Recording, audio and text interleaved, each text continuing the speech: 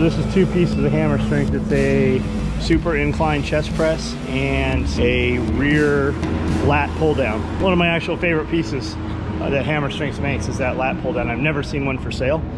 So when I did, I got it and they're both black. I'm not sure what happened to these guys. They're real active on social media. Ordered 1 week, next week I ordered another piece and they were gonna ship it out. Hadn't heard anything, sent an email, never replied to the email.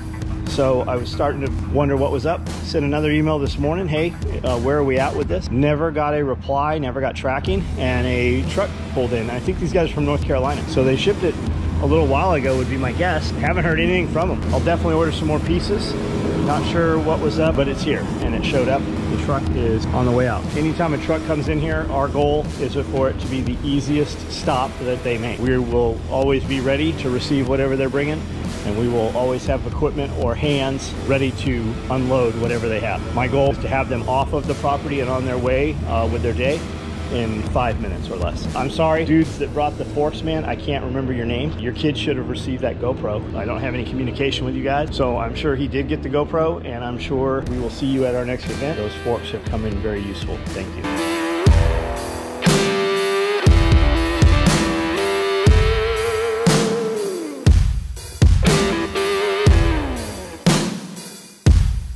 They broke them down flat, put them on a pallet, which is considerably cheaper. I wouldn't do that. And whoever reupholstered this did a fucking horrible job with it. We're putting together a jigsaw puzzle, and we don't have a picture of the puzzle we're trying to build. Google most definitely has a picture. Unless, well, no, it couldn't even be that frame because those have flat footprints too. Let's just put the bolts in and see what it does. Maybe putting it together wrong will make it clear as to what the right way is.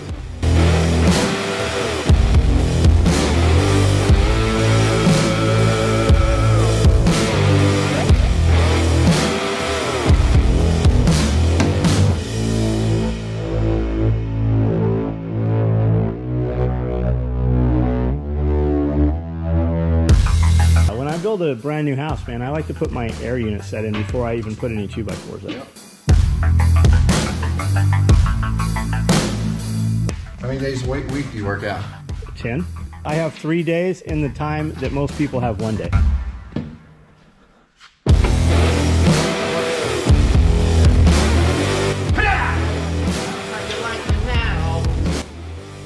So is it chest or is it shoulder? It's chest, like penis. That's right. I knew penis was coming. You and your penis. Oh man.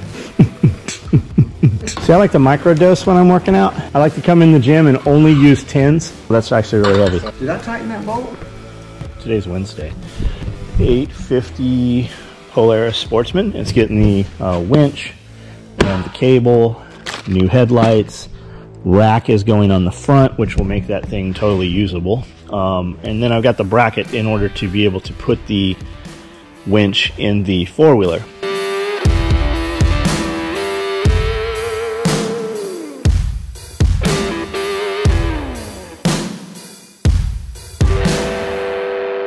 Man, I like those Milwaukee safety glasses you have on. You almost can't see them. They're good, ain't they? This is a company called Strong Made.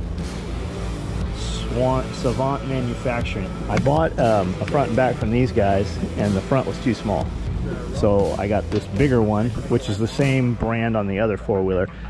It's Moose Racing. But the damn badge came off. If you roll up with the basket and your boy likes it, he's gonna see Moose and he's gonna put it right in his phone. But your sticker fell right off of here.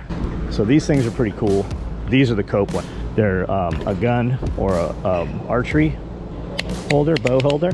They'll hold down to a 1-inch piece, and they're spring loaded. And then I'll probably add a chainsaw holder. There's a couple really good companies that do chainsaw holders.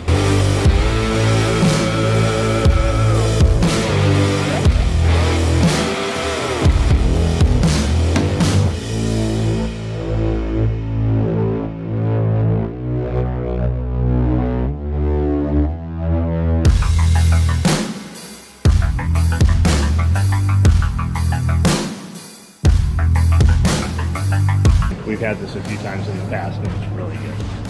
Hello, skid steer, my old friend. A friend of ours bought a shipping container. It's delivered into the driveway. It's gonna take some doing to get it up the driveway. There's some turns in the driveway. We're gonna figure out how we're gonna do that. I said drag it. Scully said you could do that, but it'll dig in. So more ideally, we're gonna use some 3-inch fence posts, 4-inch fence posts. Pull the end up, roll it into place. Or we're gonna lift the end up, put it on the edge of a trailer, maybe push it on the trailer and then maneuver it in that manner, pull it with the trailer, or get it on the edge of the trailer, pick the other edge up with the skid steer and kind of do it like that, like a train.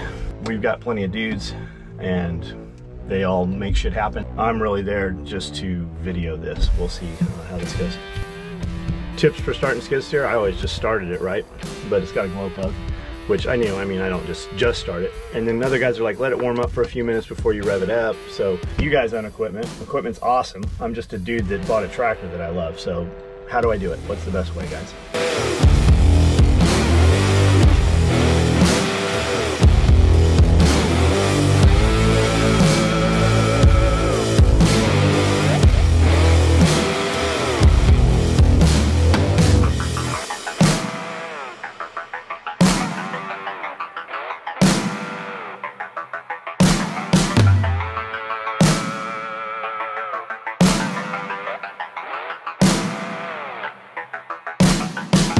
Okay, so we have to get this. Yeah, when you walk up here, you might want to get right into this 90-degree angle. And then one more 90-degree angle past the house there.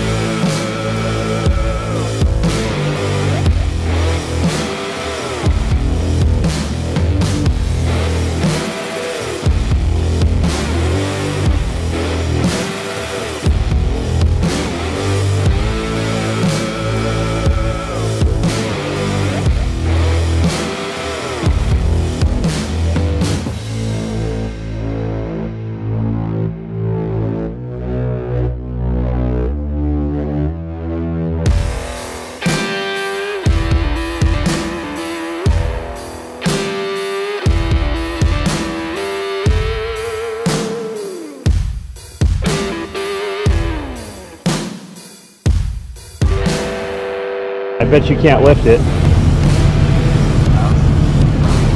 Now what are you gonna do with it? When that starts to go, don't try to catch it. It'll smash your fingers between the two tanks. Yeah, it'll knock the teeth out too. Last thing, we're gonna move some of this dirt for this kid right here for his jump.